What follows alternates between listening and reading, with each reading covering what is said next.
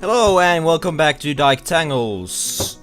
In today's episode we're gonna finish this watchtower, finally. You know, unless something goes wrong, which it probably will. But let's try that at least. And while that staircase is building up, we'll need the floor hatch. Now where is it? It's the hatch cover, I think. Like that, on top of the list. And the staircase is going in. And we can begin constructing a floor here that will sort of act as the roof of this tower. And rock salt blocks and 2 more.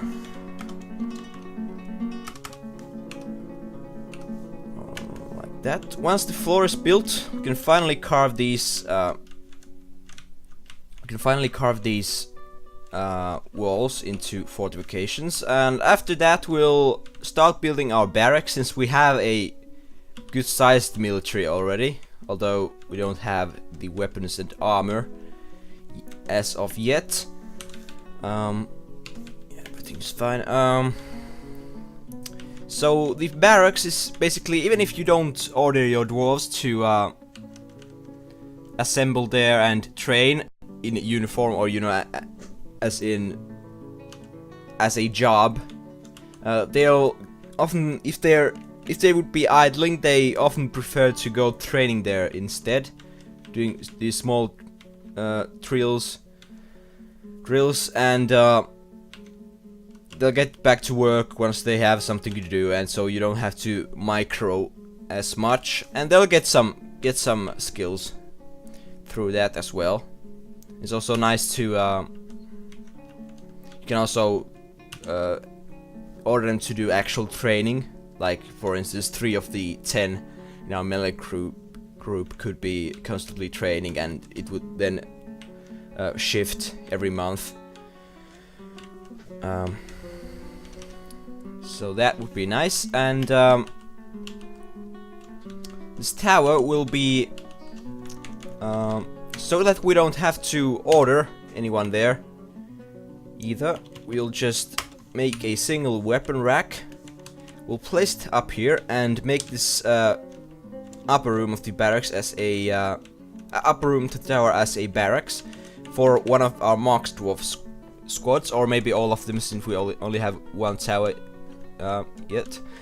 And so they'll idle here, and once they see enemies, they don't run away because they have ranged weapons. They instead shoot them, even though they are in civilian outfit. So we don't have to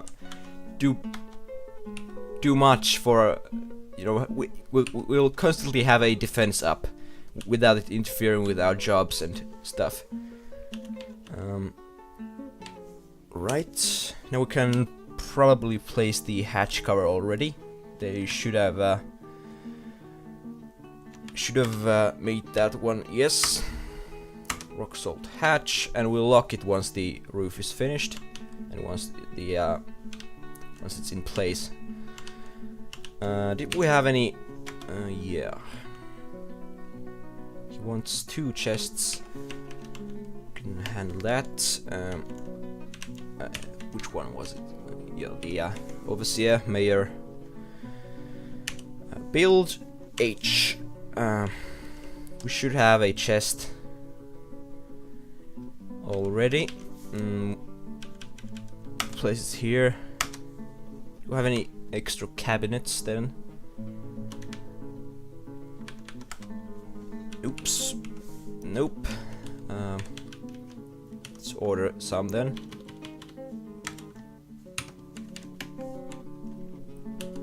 Need plump helmet spawn. Right, and the shitty ditches have already dried out, and they're still shitty as usual. Ponds, sorry. And the yaks seem to be killing each other again. Oh well. Right, so now we'll lock this O and L so it's nothing can pass it without breaking it. And so we just have to wish that nothing big and flying comes around and decides to try in that way. Although we will have our military standing by if that happens. And now from A we'll carve fortifications and designate this whole surrounding wall as fortifications. Now our masons should get to work. Yep, there they come. And they'll carve them into fortifications through which you can shoot if you're standing next to them or if you have a high enough skill.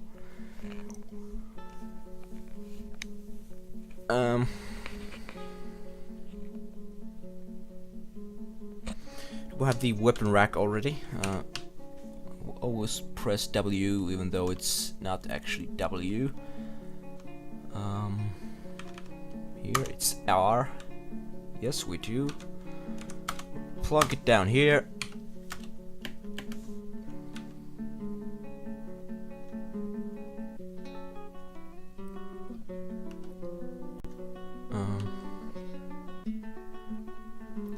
Now's pretty much a good time for our enemies to attack. We still don't have the watchtower operational yet.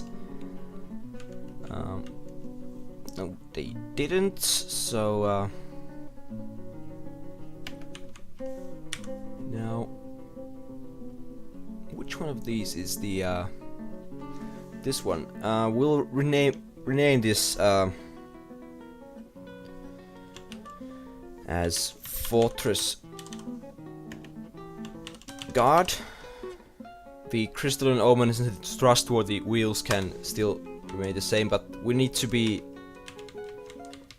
able to quickly distinguish which one is the Fortress Guard squad. There's a big party going on in the mud pub, or whatever you want to call it.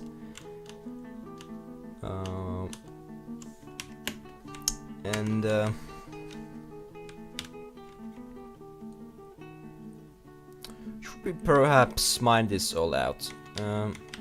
Let's at least expand this a bit.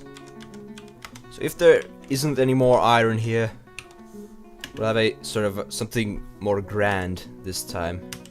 Maybe it's the Noobazzah all in iron. The overseer has imposed a ban on certain exports.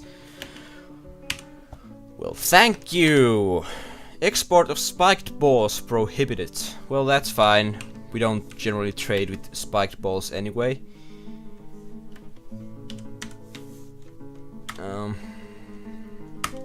diorite doors. And so yeah, Sakzul is definitely a vampire. And so, we'll keep it locked up for now. Once we get some weapons, preferably a mace and some armor, we'll start building our secret undead fighting squad. And I have a perfect plan to make more of these guys. I can actually explain it already. Basically, we'll make a room and dump some water into it. Enough so that dwarves can drink from it. Then we'll station this guy there on top of a spike trap. And we'll spring the spike trap on him and he'll splatter some blood into the water. Then we'll lock in a couple of dwarves we want to turn into vampires. And once they get thirsty, they'll have no choice but to drink from the blooded water, and that will make them into vampires as well. And then we'll just have to separate from the rest of the fortress so they don't run wild around, and maybe make them their own little fortress out here, and they'll just, you know, tear all our enemies asunder with their fangs and with their weapons as well. If we get them some. You have struck kaolinite. It seems like it's a pretty big deposit, and so we'll probably mine out more. I'm not sure actually. We'll see. See what we built there. Now, do we have a? Yeah, I think so. This area can. I think this area would be good for our smelteries. Probably. I like to have all my crafting in one level. Let's just see how this would work out. We'll carve out these rooms here. 1, 2, 3, 4, 5. Yep, and another one. 1, 2, 3, 4, 5. That, and the last one. 1, 2, 3, 4, 5. And the same on the opposite side. 1, 2, 3, 4, 5. 1, 2, 3, 4, 5. And that's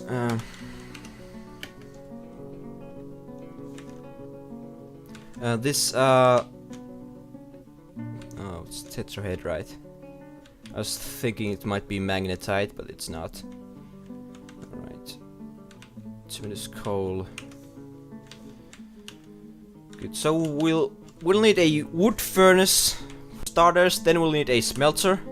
So we can use the charcoal to turn this bituminous coal into usable fuel, and then we'll start our metal operations since we have plenty of iron available already. And a human caravan from Rotkantath has arrived. Alright. It's good. Yes, they do have guards, so we may have a ambush soon. In fact, now, since we'll assign this as barracks now in the background, since goblin ambushes and other ambushes like to come with caravans usually, and they'll sometimes kill off the caravan before they even reach you, which can be a bit of a bummer. And so we'll assign these two Marks Dwarf squads to train here. I think that's right. Yes, should be.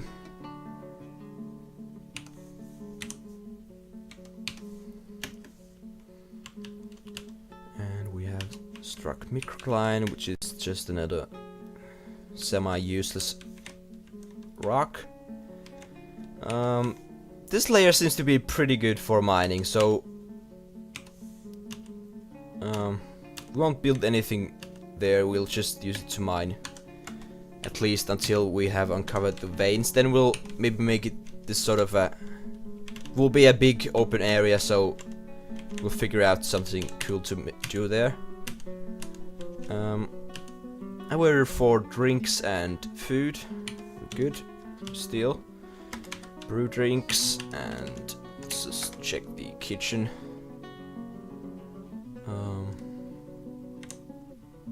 Yes, that's fine, I think. So we got some cooking stuff from the mule as well. Good. Losh meals and brew drinks, and we'll also build another pair of these, or you know,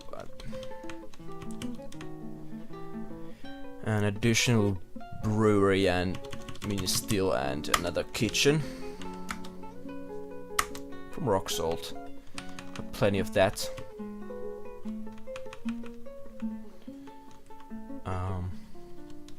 Now there's the connection.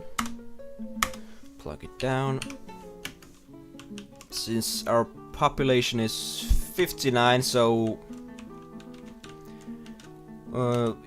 unless we start producing more food, we'll have problems with a population explosion that will probably come soon, since our wealth is rising rapidly. And now you see our Mox Dwarves are standing here doing individual combat drills. They'll get better at using their crossbows as hammers, I think. And if they get sight of anyone, any hostiles, they'll start shooting at them. And they're, you know, nice overwatching this pasture as well. Which also means that ambushers are quite likely to attack our cattle first, and they'll get spotted by our Mox Dwarves, rather than, you know, them sneaking by over here, and that could be trouble, you know. Merchants have arrived and are unloading their goods. Good, good. They didn't bring any wagons, I don't think. Now, do we have any crafts ready, actually? I don't think we do. There's some. So we'll have to make... we'll make some mugs quickly.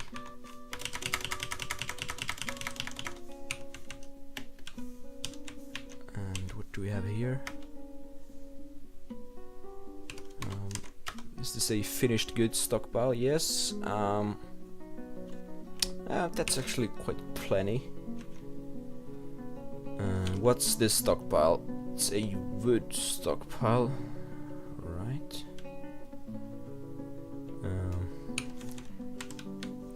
We'll make a gem stockpile back here.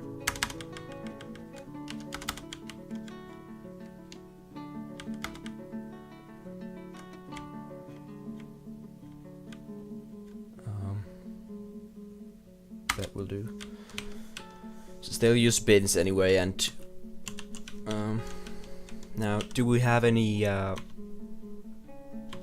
We do. Craft some finished goods, cut some black zircon, cut some rubies, some native gold as well. Good, and platinum. Those are really good for crafts, and, you know, expensive stuff in general. And the Tears of Peregrine has all again related to a wild stage. It's fine.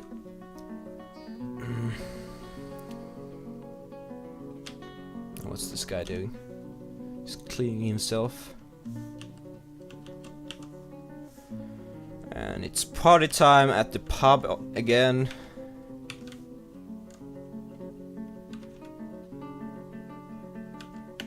Have we got any chairs? We do. What's this? Good, good.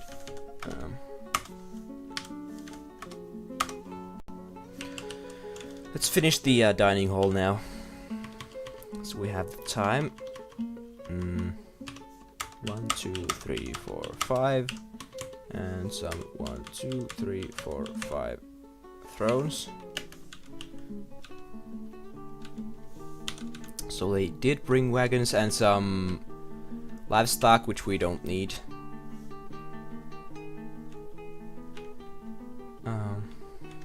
It also means that they have a lot of useful goods, probably, which is always good. We could buy some, maybe even some weapons and armor.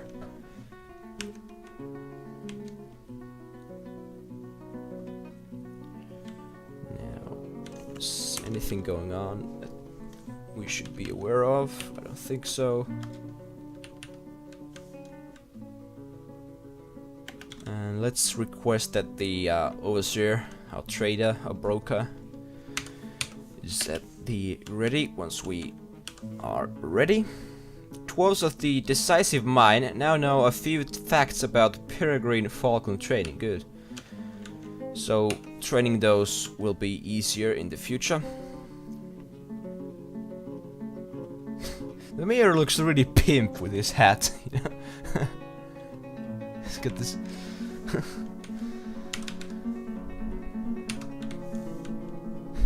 And this sort of a long red coat. It's pretty cool.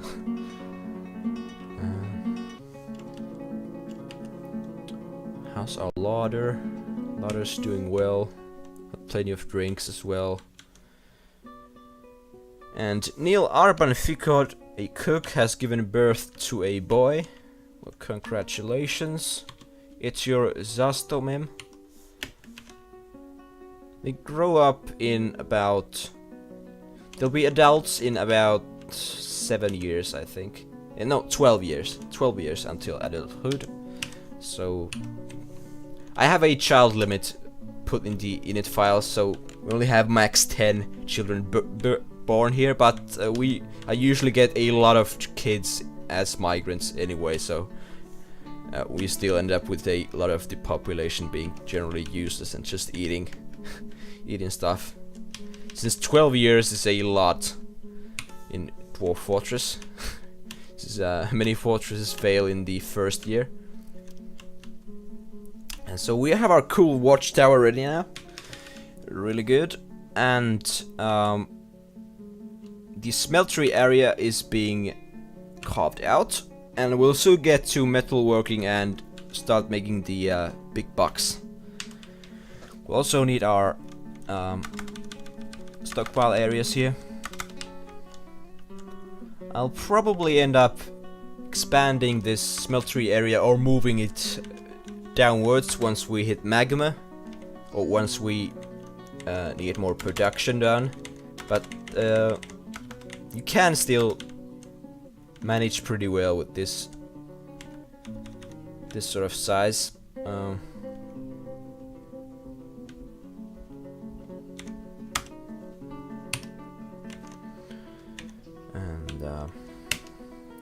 I think we'll cut it there. Hope you enjoyed, and give me some feedback if you did, and I'll see you next time.